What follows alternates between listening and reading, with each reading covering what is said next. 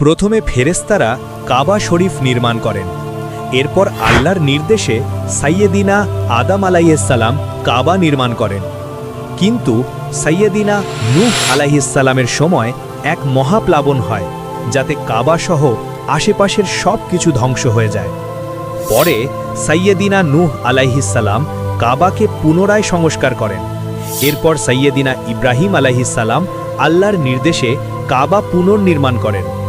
আল্লাহ তাকে স্পষ্টভাবে নির্দেশ দেন, আমার ঘর এতটুকু উঁচু করবে, এতটুকু প্রশস্ত করবে, এতটুকু লম্বা করবে।